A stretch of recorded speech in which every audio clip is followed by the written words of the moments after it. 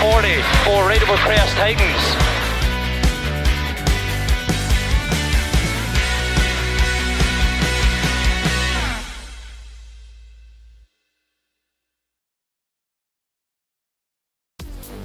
After a strange year of very little motorsport, it's great to see the return of events and championships again here in 2021, isn't it? And the all-wheel drive Britpart Pioneer Safari Championship would be one of the first to return, as crews headed to Bickley in Devon for the opening round of this year's series. There's a great selection of crews out for this one, a number of people all capable of a victory this weekend. The action then would be hot on the course in more ways than one. Let's just hope that everyone can remember what to do. So here we go, 10 runs await the crews today over this 3.5 mile course, and with the lack of recent rain and the sun shining, hard ground and dust were likely to play a part in the story today. We're on to the first few runs of the day then, and it will be the early lead for Jason Rowlands, taking a small, but at this stage welcomed advantage of 11 seconds at the end of the third run. For Mark Hones, it will be second place for now. The time lost would have been on the opening run of the day. After that, he'd only be a single second slower than Rowlands each time out of the blocks.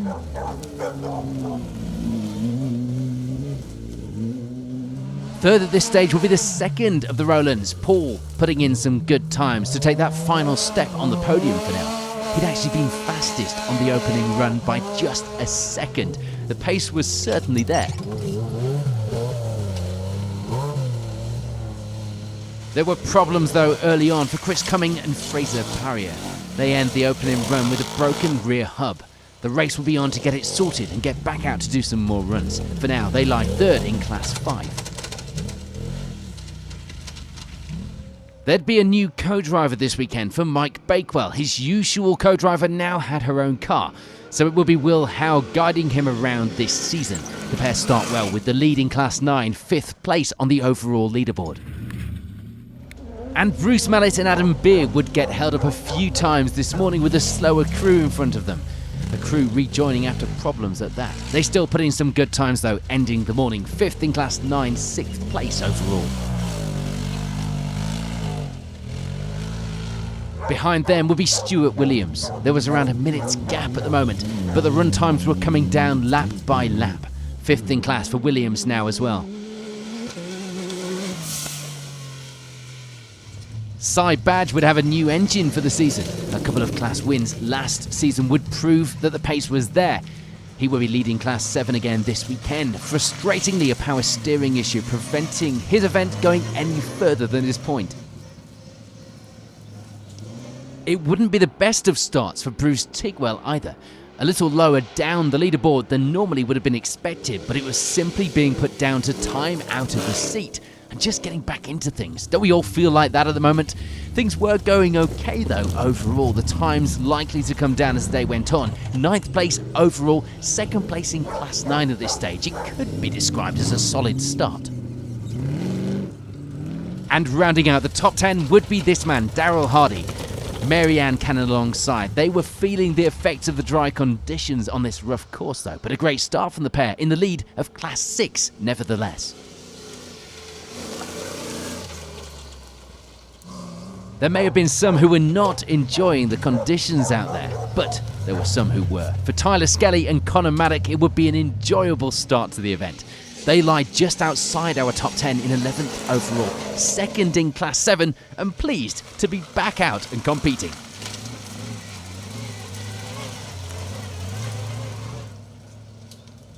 Behind them in the class would be Gary Bully, 3rd in Class 7, a little way back from those up ahead, so he may not be able to gain a place without issues up ahead, but that is not to be ruled out in this game, is it? And for Roger Baker, it would be 2nd in Class 6. Times on the course had improved by over a minute on the first 3 runs, so things were looking good if he could keep improving into the rest of the runs.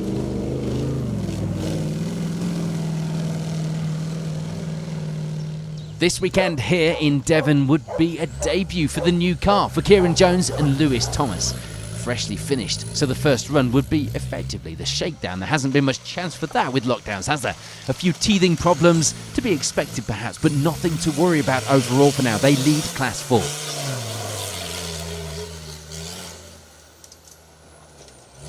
Just a couple of crews to keep an eye on in the first class, Class 1, and leading the way there would be Adrian Beer, the times already opening up after the day's 3 runs. Luke Dodds will be second in that class, a new co-driver for this weekend in Andrew James. Limited experience navigating didn't seem to be causing much of a problem though. The pair were happy with their times so far. Great to see everyone having so much fun out on the course this weekend. Philippa and James Tennant wouldn't be having a great run though as far as the results were concerned. Struggling to find the grip a few times, but it would be a broken ball joint causing the most problems. Clipping a bank, rolling the car onto its side. They'd have a rush now to get things repaired and get back out. Yeah, ours has just been a complete mechanical fault. We've had the ball joints dropped out the wishbone, so we lost steering, ended up on our side. Caused the marshals a bit of bother really trying to get us out. We basically can put it back together, it's just we haven't got a spare CV boot, so we've been lent a couple of shafts that are already set up, and we're hoping one of those is going to fit so that we can at least get a couple more runs in. For Di Paul, Hanson Phillips, it would be second place in Class 4 at this stage. Catching our class leaders wouldn't be an option on times alone, so he'd just have to keep putting in the times to see what happened up ahead. And Margaret Bakewell and Tish Bradley will be a new pairing for this season. Having co-driven for husband Mike up until now, this would be her first time switching to the driving seat. It was taking some getting used to, but for now, it would be 4th in Class 7 and big smiles. This would only be the second time out in the car for Owen and Rhys Timms, having not previously raced for 10 years. Unfortunately, they would get stuck on a tree in the opening run, getting a maximum, but the times on the clean runs were looking a little better.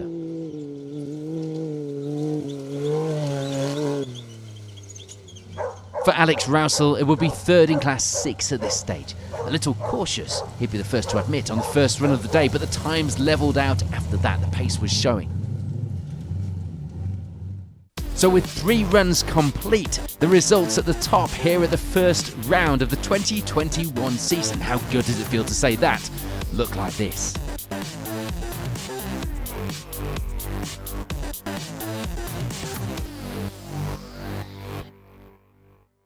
Really looking forward to this new season coming.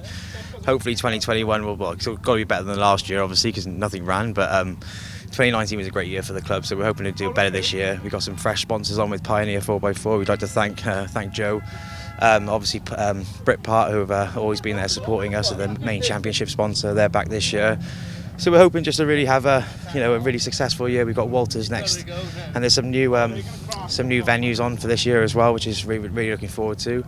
And we've got a new truck that we're testing this one out for today as well, and we're just really hoping to do better than last season, really. Here we go then, on to the second part of the day. Sadly, we lose our event leader Jason Rowlands after what was shaping up to be a decent fight as well. He'd only get through the 4th run of the day before having to call it an early ban. That, of course, means we've got change at the top and indeed throughout the leaderboard, with Mark Hones jumping into that number 1 spot now. But that wasn't something to take for granted. The car was currently missing runs while it was being worked out to find a fault. So it will be a rush to get those repairs done and get the car back out to finish in time to keep that lead. We may have lost 1 Rowlands, but the results would still have Paul chasing for the win in 2nd place, the second of our Rowlands here at round 1. He'd be dropping back by around 10 seconds a run, but with Hones repairing the car and about to play catch-up, it was still anyone's event to win here.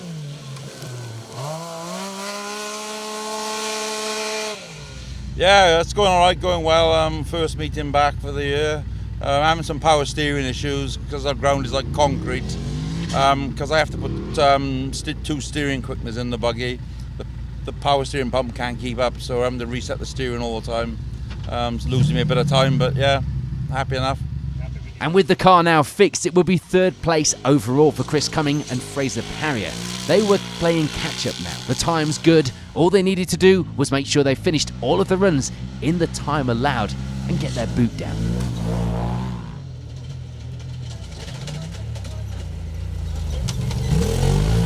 Not too bad. We're just going for a finish now, really. We thought we had to give up this morning. We broke a hub on the first lap.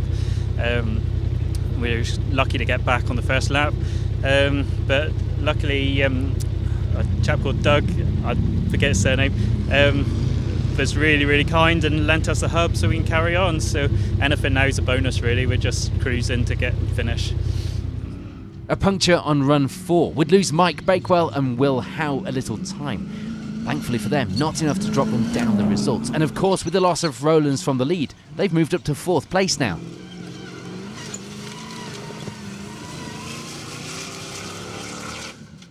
Stuart Williams would actually gain 2 places. A great couple of runs, moving him up to 5th overall now, 3rd in the class. I think I'm on lap 5 or 6. The car's pretty new to me still. I've done, I think, 3 or 4 events in it in the last sort of 2.5 years. Haven't raced for 18 months due to various things, this, that and the other. It's going really well. I haven't looked at my lap times at all yet. I've actually found it's better off not to look at it till the end of the day, because you end up pushing it too hard and then don't finish the event. But this event, I think, is very much about actually getting through it, getting through to the end, which that's my plan. Aside from pace alone, part of the reason for that will be problems for this man, Bruce Mallet. Adam Beer alongside, they suffer a broken wheel bearing. The course here taking its toll on a number of crews, isn't it? They lose around 4 minutes, but thankfully they get it sorted and back out for the final runs. Bruce Tigwell was moving the right way on the leaderboard now, up to 7th place overall, 2nd in Class 9. The feeling in the car getting a little more comfortable.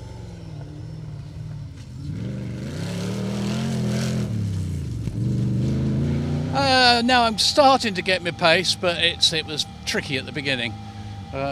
Just getting back into the rhythm of it, but it's very rough out there, so I've selected a higher gear, going in a higher gear than I would normally go, and just letting the engine do the work, and it's actually quicker. And there's no change in the class for Darryl Hardy and Mary Ann Cannon, still leading the way in Class 6 and now up to 8th place overall. There are big changes in Class 7, which would see Gary Bully jump from 3rd in the class up to the class lead. This would be helped by problems for others around him, but the pace was still good, take nothing away from the man, lying in 9th place on the leaderboard. There's no change though for Tyler Skelly and Connor Maddock. They remain 2nd in the class, but now behind the new leader. The time's still close, just 26 seconds from the class lead.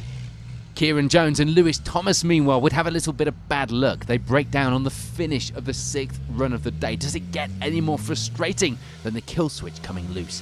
Thankfully, they only lose a small amount of time to remain in the Class 4 lead.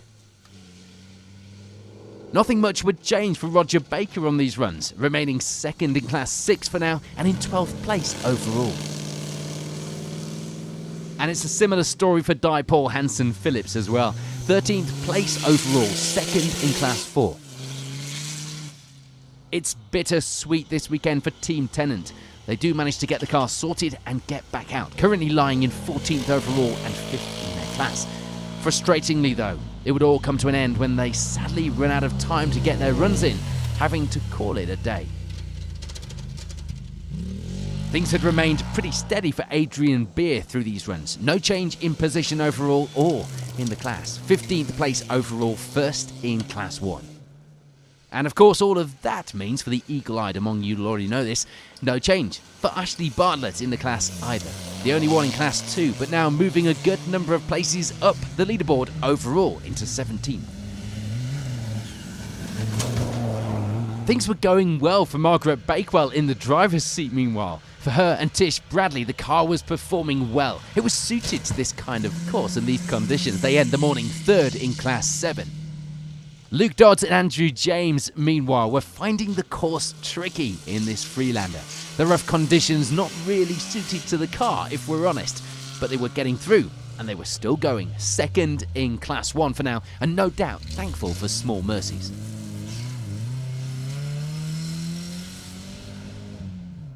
So with 6 of our 10 runs today complete, the results at the top of the leaderboard are looking like this.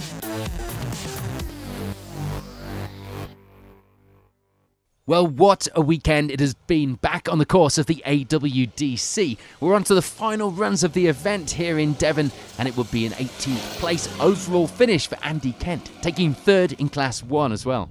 Luke Dodds and Andrew James bring it home 2nd place in that class. The car did well, given that it wasn't really suited to the course, ending the event 17th place overall. And taking victory in Class 1 would be this man, Adrian Beer, keeping hold of that class lead throughout the event to take the class win. It was a fantastic first result for Margaret Bakewell and Tish Bradley. They take the Class 7 victory, happy with their performance and that of the car, and looking forward to the next event, as we all are. 14th place overall was about as high up on the leaderboard as Ashley Bartlett could have expected to make it. The earlier problems meaning a finish a little further down the results than perhaps he and we would have wanted him to be. Owen and Reece Timms will be happy with their performance this weekend, given that they've been out of the sport for so long. They take 5th place in Class 5 and they chalk up 13th place overall. There's no change for Roger Baker in the final runs of the day, remaining 2nd in Class 6 through to the finish and taking 12th place overall. The new car had gone well this weekend for Kieran Jones and Lewis Thomas. They were happy with what they got out of it, and they felt that there was more to come on the next round, which has to be good news for all of us, of course, with the entertainment out there on the course. 2nd place in Class 4, 11th overall to take away from the first round. After such a good start, and of course being promoted to the lead, for Mark Hones, the earlier issues that were being sorted in service didn't leave them enough time to complete all of their runs.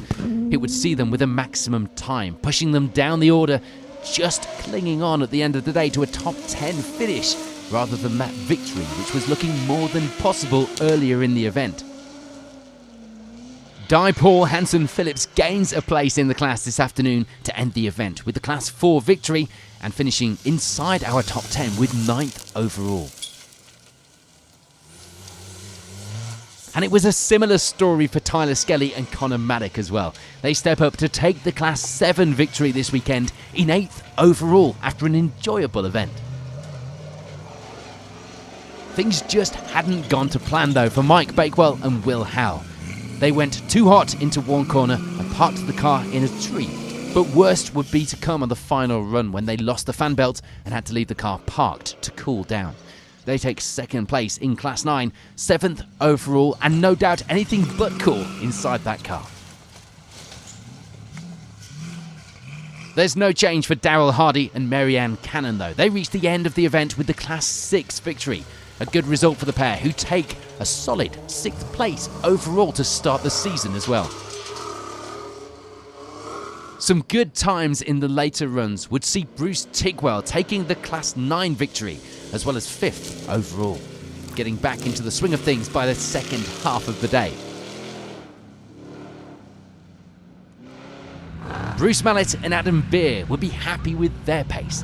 They were only 4 seconds off of fastest time and felt that there was still more to come. They end the event 4th overall, surely hunting a podium on the next round.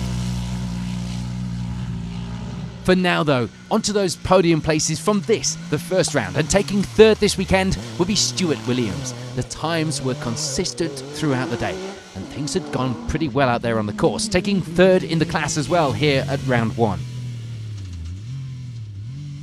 Chris Cumming and Fraser Parrier managed to get out in time to get some back-to-back runs in and finish them all to take 2nd place. A good result for the pair, and it just shows that Class 5 has certainly become one of the more competitive in the events overall as well. But that does mean that taking victory this weekend will be Paul Rowlands. The times had looked good and they were close throughout the day. The win though, well deserved. We had hoped to catch Paul at the finish, but he wasn't around for interviews. But we did catch up with a couple of crews to find out how their day had gone and get a bit of a flavour of this first round everyone's so pleased to be back at. Before we chat to those competitors, here's a reminder of how those overall results shaped up at the opening round of the 2021 Britpart Pioneer All-Wheel Drive Championship. Yes, yeah, extremely pleased. Considering this morning we nearly put it in the back of the lorry and gave up. Yeah, thank you so much to Doug for lending us the part. And yeah, good result. Yeah, it was a thoroughly enjoyable day, but it took a while to get into it. But I suppose everybody was the same. 6 months of not racing. But yeah, it started to flow towards the end. But very rough, but that's the nature of the course. First event's been brilliant. Proud to be a part of it. It's nice to have been asked. Something that's been on my radar ever since we sort of started it, this sort of sector of the racing and the 4x4 racing as well, where we really want to be and be a big part of. Yeah, really enjoyed it. So that's it here at round one. A great start to the season in terms of the action on the course and perhaps the names and the order on that leaderboard. Some good points on the board for many. We'll be, of course, back for round two, so keep an eye on our Facebook page for details of the coverage soon after the event. For now, though, it's good to be back out, isn't it? Thank you for watching.